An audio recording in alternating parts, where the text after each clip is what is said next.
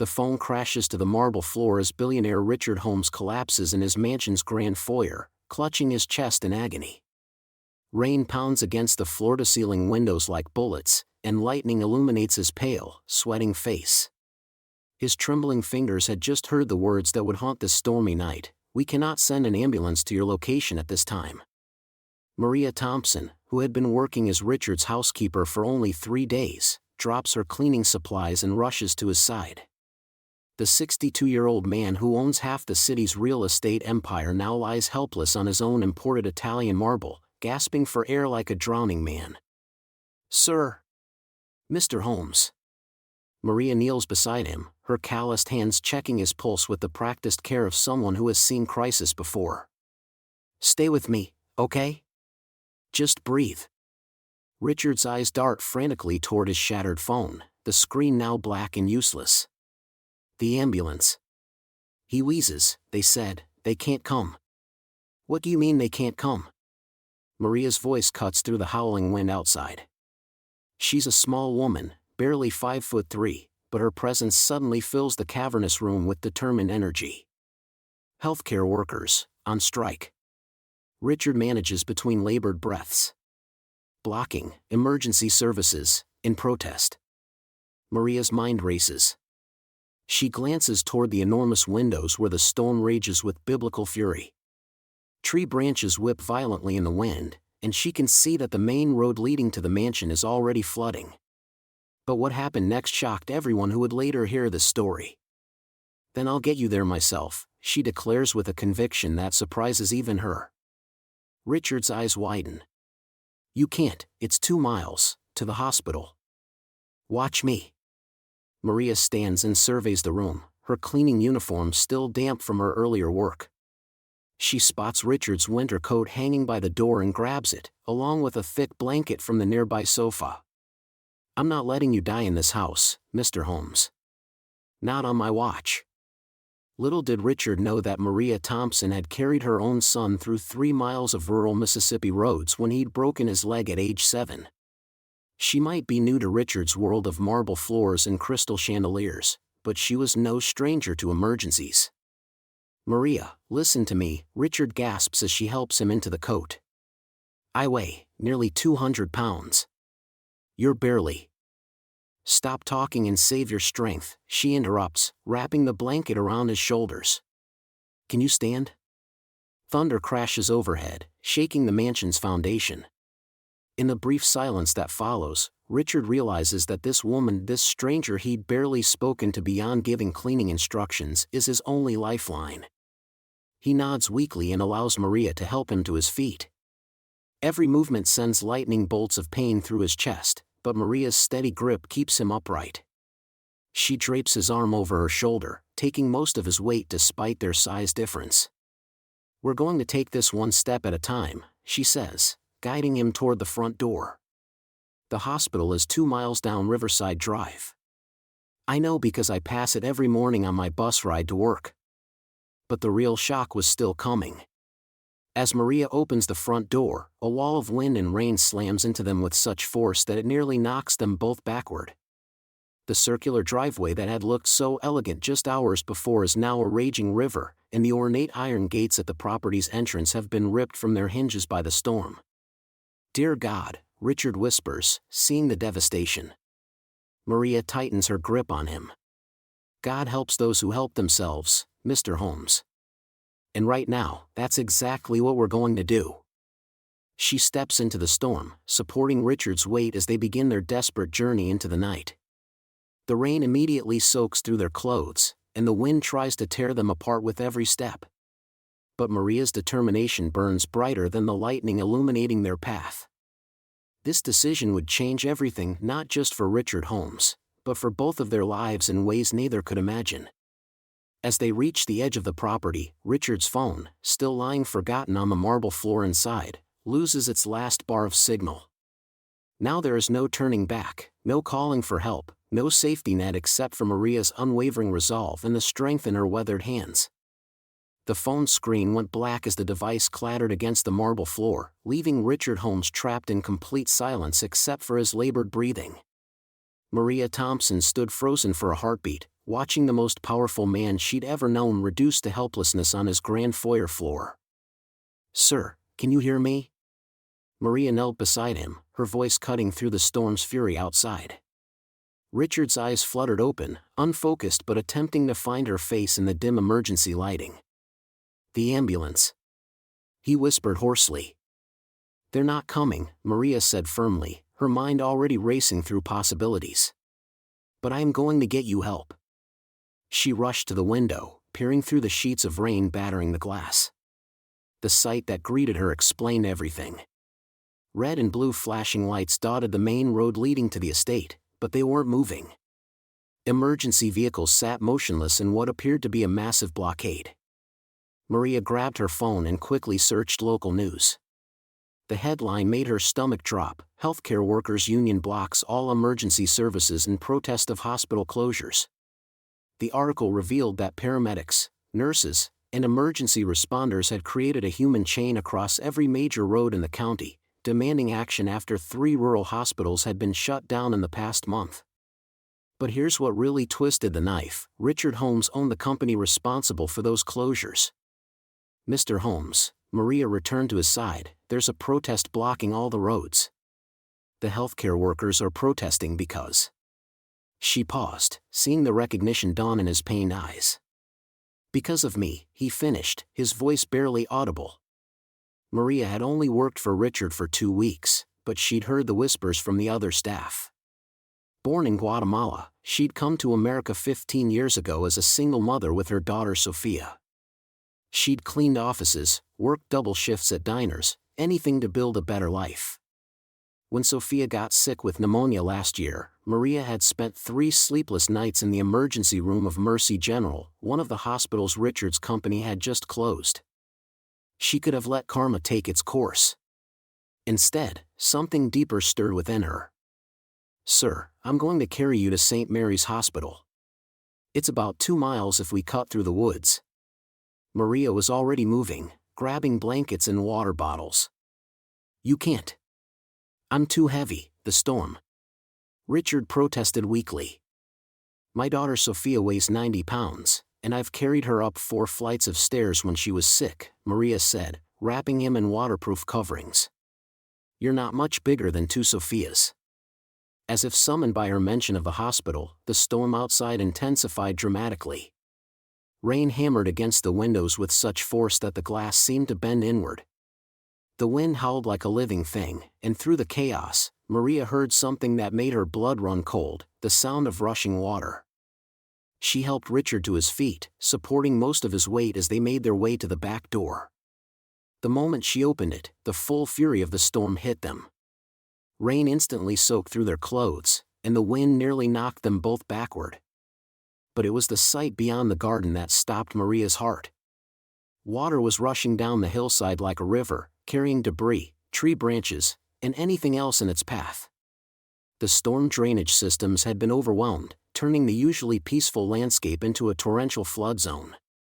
"We have to go now," Maria shouted over the wind, "before it gets worse." They stepped into the storm, Maria bearing Richard's weight as they struggled toward the tree line.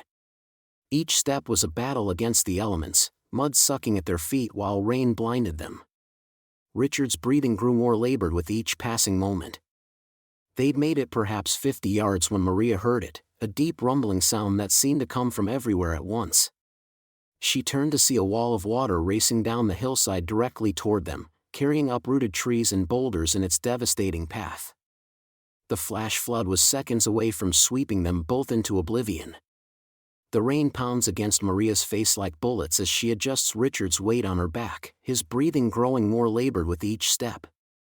The storm shows no mercy, turning the dark country road into a river of mud and debris.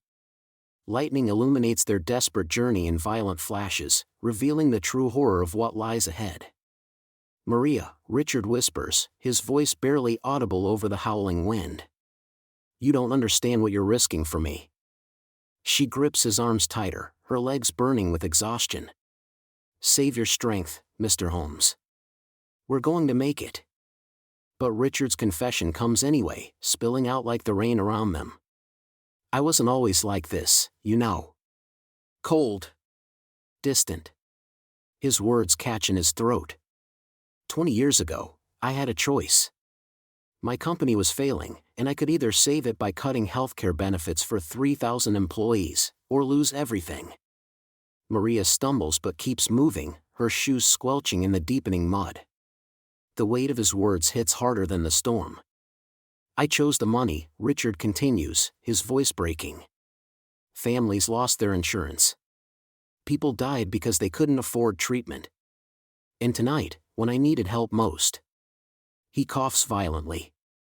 Maybe this is justice. Maybe I deserve this. Nobody deserves to die alone in a storm, Maria shouts back, her voice fierce despite her exhaustion. That's not who you are now. The road ahead splits into two paths. Maria knows the main route leads safely to town, but it's another mile of this brutal terrain.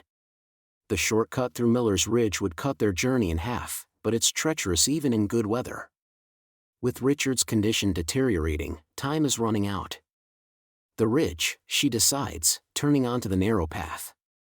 Hold on tight. The terrain becomes even more unforgiving. Rocks jut out from the muddy trail, and Maria's feet slide with every step. Richard's weight seems to double as her strength wanes, but she pushes forward. The hospital lights should be visible from the top of the ridge. Then, through the rain, she sees it. A warm glow in the distance. Safety. There, she gasps, pointing ahead. The hospital. We made it, Mr. Holmes. But as they crest the ridge, Maria's heart sinks. A massive oak tree, uprooted by the storm, lies directly across their path. Its thick trunk blocks the entire trail, too high to climb over, too wide to go around. The shortcut has become a dead end. Richard's breathing becomes more shallow, more desperate. His grip on her shoulders weakens. Maria, he whispers, and she can hear the life draining from his voice. I can't feel my legs anymore. She stares at the fallen tree, her mind racing through impossible options. Around them, the storm intensifies, as if nature itself is testing their resolve.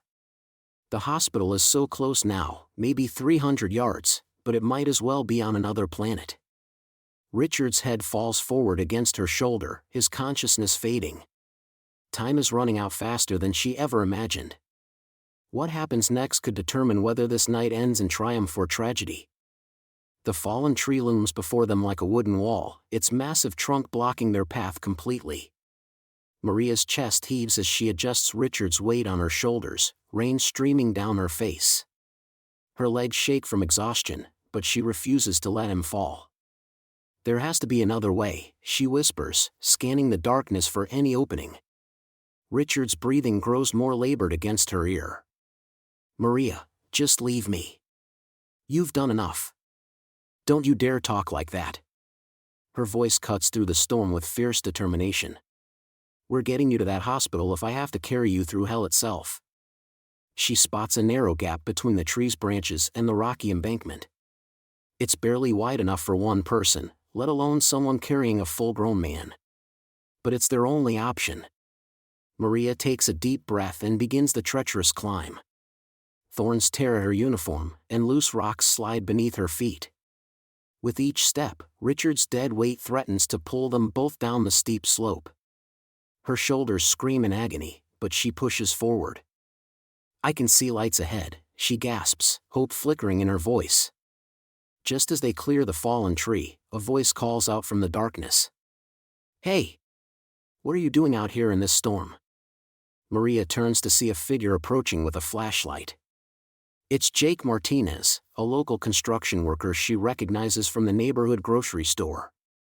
Jake! Thank God. I'm trying to get this man to the hospital.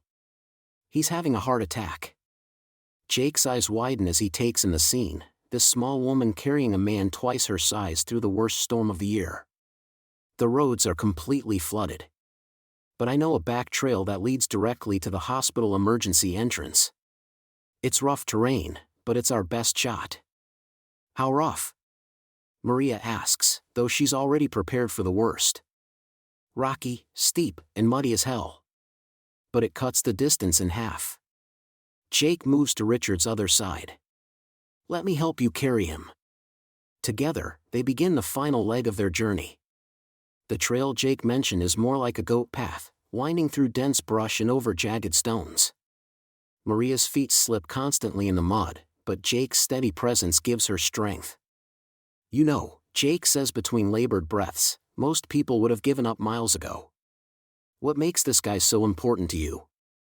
Maria stumbles slightly before answering. It's not about him being important. It's about doing what's right. Everyone deserves a chance to live, regardless of who they are. Richard stirs slightly, his eyes fluttering open. Maria, why? Because someone helped my son once when I couldn't pay the hospital bill, she says softly. A stranger paid for his surgery. Said kindness creates more kindness. I'm just passing it forward. The hospital lights grow brighter with each agonizing step. Maria can see the emergency entrance now, just a few hundred yards away. But the final stretch involves crossing a creek that's swollen from the storm, its waters rushing dangerously fast. The bridge washed out, Jake shouts over the roar of the water. We'll have to wade across. The current's strong, but if we stay linked together. Maria looks at the churning water, then at Richard's pale face. His pulse is growing weaker by the minute. They've come so far, sacrificed so much. She can't lose him now. Let's do this, she says, steeling herself for one last impossible challenge.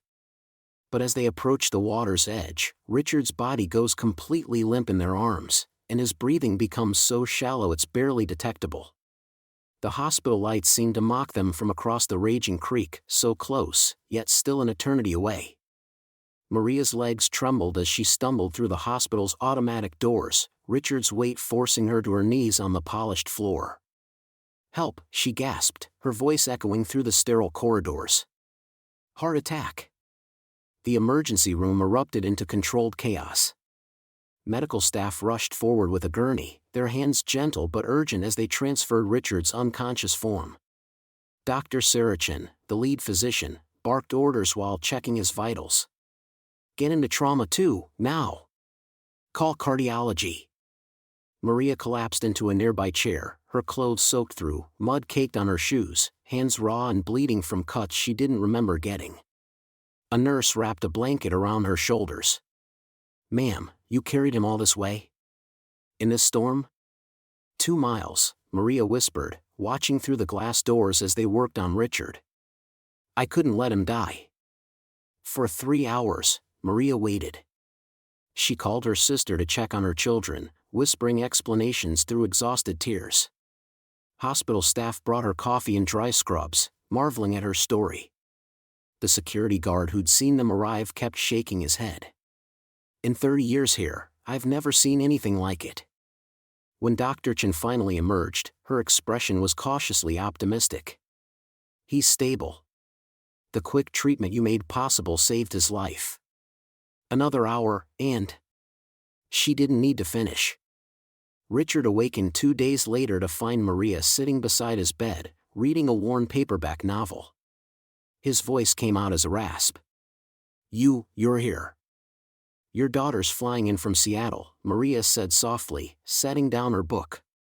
She'll be here tonight. I don't understand. Richard's eyes filled with tears he'd forgotten how to shed. Why? After everything I said to you, how I treated you. Why would you risk your life for someone like me? Maria leaned forward, her calloused hand covering his manicured one. Because that's not who you really are, Mr. Holmes. I saw it when you talked about your regrets. We all deserve a second chance. The transformation began slowly, then accelerated like sunrise breaking through storm clouds.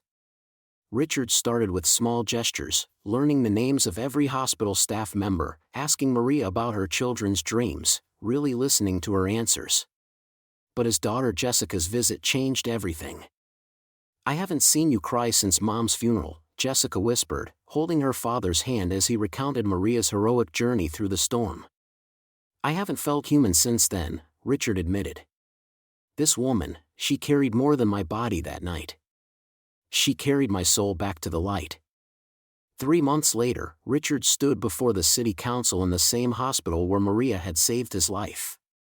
His proposal was ambitious. The Holmes Foundation would fund a comprehensive healthcare equity program, ensuring no emergency call would ever be refused due to insurance status. The program would be named after Maria Thompson. "One night, a woman I'd barely acknowledged as human taught me what humanity really means," Richard told the packed chamber. "She showed me that worth isn't measured in bank accounts, but in the courage to act when others need us most." Maria watched from the audience, her children beside her, now attending private school on full scholarships Richard had quietly arranged. Her son Marcus wore a new jacket, and her daughter Sophia clutched the laptop that would help her pursue her engineering dreams. But Richard's transformation went deeper.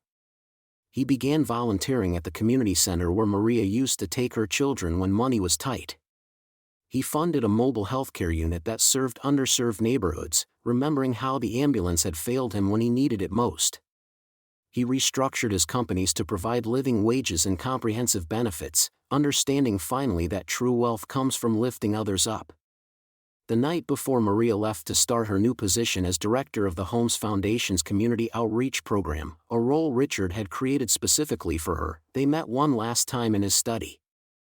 "I need to ask you something," Richard said, his voice humble in a way that would have been unthinkable months earlier. "That night in the storm, when I was barely conscious, you could have left me. No one would have blamed you. What really made you carry me?" Maria smiled, the same gentle smile she'd given him that first day when he demanded she prove her worth.